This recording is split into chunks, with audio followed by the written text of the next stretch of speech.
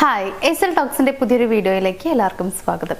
ഇന്ന് ഞാൻ നിങ്ങളോട് പറയാനായിട്ട് പോകുന്നത് പുരുഷന്മാർ അവരുടെ അവരുടെ സ്നേഹം പ്രകടിപ്പിക്കുന്ന രീതികൾ എങ്ങനെയൊക്കെയാണ് എന്നുള്ളത് പറയാനാണ്. അതായത് ഇപ്പോൾ സ്ത്രീകളായാലും പുരുഷന്മാരായാലും കുറച്ചൊക്കെ വ്യത്യസ്തമായിട്ടാണ് അവരവരുടെ ഉള്ളിലുള്ള സ്നേഹമൊക്കെ പ്രകടിപ്പിക്കാറുള്ളത്. പുരുഷന്മാർ പൊതുവെ അവരുടെ ഉള്ളിലുള്ള കാര്യങ്ങൾ തുറന്നു പറയാറില്ല, വാക്കുകൾ കൊണ്ട് പ്രകടിപ്പിക്കാൻ കുറച്ചൊക്കെ മടിയുള്ള ആളുകളാണ് ഒട്ടുമിക്ക ആളുകളും. ചിലർ പറയാറുണ്ടെങ്കിലും കുറേ പേര് അങ്ങനെയാണ്. പക്ഷെ അവർ ചെയ്യുന്ന മറ്റു പല കാര്യങ്ങളിലൂടെ അവർക്ക് നമ്മളോടുള്ള ഇഷ്ടം നമുക്ക് മനസ്സിലാക്കാൻ പറ്റും എന്നുള്ളതാണ്. അങ്ങനെയുള്ള മറ്റു വഴികൾ എന്തൊക്കെയാണ്, മറ്റേതൊക്കെ രീതിയിലാണ് അവരവരുടെ സ്നേഹം പ്രകടിപ്പിക്കുക എന്നുള്ളത് നോക്കാം.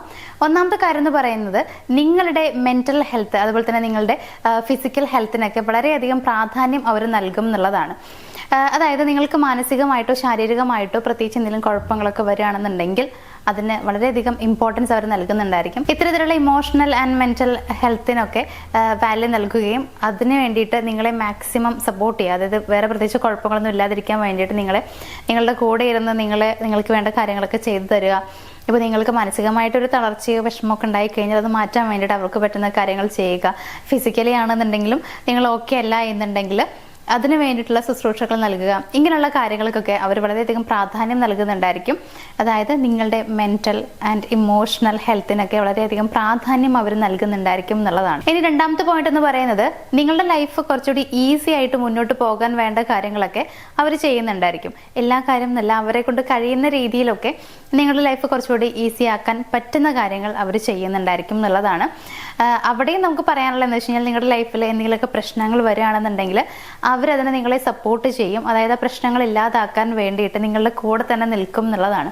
ഇനിയിപ്പോൾ എന്തെങ്കിലും ഫിനാൻഷ്യലി ഇഷ്യൂ ആണ് എന്നുണ്ടെങ്കിൽ പോലും അവർക്ക് പറ്റുന്ന രീതിയിലൊക്കെ അവർ നിങ്ങളെ സപ്പോർട്ട് ചെയ്യുന്നുണ്ടായിരിക്കും. അങ്ങനെ നിങ്ങളുടെ ലൈഫിൽ പ്രത്യേകിച്ച് കുഴപ്പങ്ങളൊന്നും ഇല്ലാതിരിക്കാൻ വേണ്ട കാര്യങ്ങളൊക്കെ അവരിപ്പോഴും ചെയ്യും എന്നുള്ളതാണ്.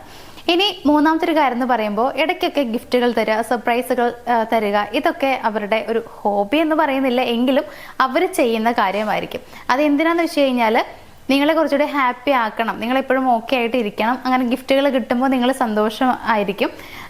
അല്ലെങ്കിൽ തന്നെ ഇങ്ങനെ സർപ്രൈസുകൾ കിട്ടുമ്പോഴും നിങ്ങൾക്ക് അതിൽ വളരെയധികം ഇഷ്ടമുണ്ടായിരിക്കും എന്നൊക്കെ വിചാരിച്ചുകൊണ്ടാണ് അവരങ്ങനെ ചെയ്യുന്നുണ്ടാവുക.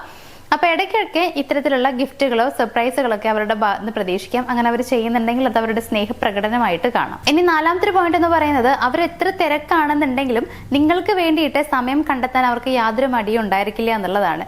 ചിലപ്പോൾ ഒരുപാട് തിരക്കുള്ള ഒരു പേഴ്സൺ ആയിരിക്കാം, ജോലി എന്ന് പറയുന്നത് അത്രയും തിരക്കുള്ളതൊക്കെ ആയിരിക്കാം. നമ്മൾ പറയില്ല നിന്ന് തിരിയാൻ പോലും സമയമില്ല എന്നുള്ളത്. അങ്ങനെയാണെങ്കിൽ പോലും നിങ്ങളോട് സംസാരിക്കാൻ, നിങ്ങൾ ഓക്കെ ആണോ എന്ന് അറിയാൻ വേണ്ടിയിട്ട് വിളിക്കാൻ, മെസ്സേജ് അയക്കാനൊക്കെ അവർ സമയം കണ്ടെത്തും. ചിലപ്പോൾ അവർക്ക് കിട്ടുന്ന ഒരു ലഞ്ച് ടൈമോ അതല്ലെങ്കിൽ ബ്രേക്കൊക്കെ ആയിരിക്കാം ഉണ്ടാവുക. പക്ഷെ ആ സമയത്ത് പോലും നിങ്ങൾക്ക് വേണ്ടിയിട്ട് അവർ ടൈം കണ്ടെത്താൻ മടി കാണിക്കില്ല എന്നുള്ളതാണ്. എത്ര തിരക്കാണെങ്കിലും നിങ്ങളെക്കുറിച്ച് ആലോചിക്കും. അതുകൊണ്ട് തന്നെ നിങ്ങളെ വിളിക്കും, സംസാരിക്കും ഒക്കെ ചെയ്യുന്നുണ്ടായിരിക്കും. ഇനിയിപ്പോൾ ഒരുപാട് നേരം സംസാരിക്കാൻ പറ്റിയില്ലെങ്കിലും ചെറിയ രീതിയിലെങ്കിലും നിങ്ങളുടെ കാര്യങ്ങൾ അന്വേഷിക്കാൻ അവർക്ക് എപ്പോഴും താല്പര്യം ഉണ്ടായിരിക്കും. അതിനുവേണ്ടി അവർ ശ്രമിക്കുന്നുണ്ടായിരിക്കും. ഇനി ഏറ്റവും ലാസ്റ്റത്തെ ഒരു പോയിന്റ് എന്ന് പറയുകയാണെന്നുണ്ടെങ്കിൽ നിങ്ങളുടെ രണ്ടുപേരുടെയും ഭാവിക്ക് വേണ്ടിയിട്ട് നല്ല രീതിയിൽ അവർ ഹാർഡ് വർക്ക് ചെയ്യും എന്നുള്ളതാണ്. അതിപ്പോൾ തന്നെ നല്ല രീതിയിൽ ഹാർഡ് വർക്ക് ചെയ്യുന്നുണ്ടായിരിക്കും.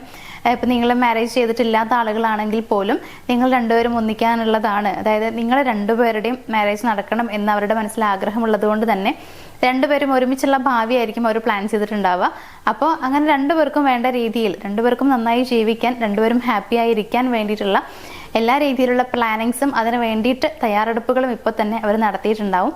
അങ്ങനെ നടത്തിക്കൊണ്ടിരിക്കുന്നുണ്ടാവും. അതിന് വേണ്ടിയിട്ട് മാക്സിമം അവർക്ക് പറ്റുന്നത്രയും ഹാർഡ് വർക്ക് അവർ ചെയ്യുന്നുണ്ടായിരിക്കും എന്നുള്ളതാണ്. ഫോർ എക്സാമ്പിൾ പറയുകയാണെങ്കിൽ ഭാവിയിൽ നിങ്ങൾ രണ്ടുപേരും ഒരു വീട്ടിൽ താമസിക്കണം, പുതിയതായിട്ടൊരു വീട് വെക്കണം, എന്നിട്ട് നിങ്ങൾക്ക് അതിൽ താമസിക്കണം എന്നൊക്കെ അവർക്ക് ആഗ്രഹമുണ്ടെങ്കിൽ, അതായത് നിങ്ങളെ കുറച്ച് ഹാപ്പി ആക്കി വെക്കണം.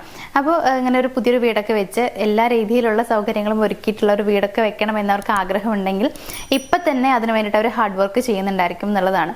അപ്പോൾ ഇത്രയും കാര്യങ്ങളൊക്കെ അവർ ചെയ്യുന്നുണ്ടെങ്കിൽ അതിൻ്റെ അർത്ഥം എന്ന് പറയുന്നത് ശരിക്കും അവർ നിങ്ങൾ ഒരുപാട് സ്നേഹിക്കുന്നുണ്ട്, നിങ്ങൾ മൊത്തമൊരു ജീവിതം അവർ ആഗ്രഹിക്കുന്നുണ്ട്. മാത്രമല്ല ഈ രീതികളൊക്കെ അവരുടെ സ്നേഹപ്രകടനമായിട്ട് നമുക്ക് കണക്കാക്കാം. അപ്പോൾ അവർ വാക്കുകൾ കൊണ്ട് പറയുന്നില്ല എന്തുകൊണ്ട് അവർക്ക് നിങ്ങളോട് സ്നേഹമില്ല എന്ന് നിങ്ങൾ തെറ്റിദ്ധരിക്കരുത്. ഇതെല്ലാം അവരുടെ സ്നേഹമാണ് എന്നുള്ളത് മനസ്സിലാക്കി പെരുമാറാൻ ശ്രമിക്കുക. അപ്പോൾ ഇന്നത്തെ ഒരു വീഡിയോ ഞാൻ ഇവിടെ വെച്ച് വൈൻഡപ്പ് ചെയ്യുകയാണ്. നമുക്ക് മറ്റൊരു വീഡിയോയിൽ കാണാം. Thank you.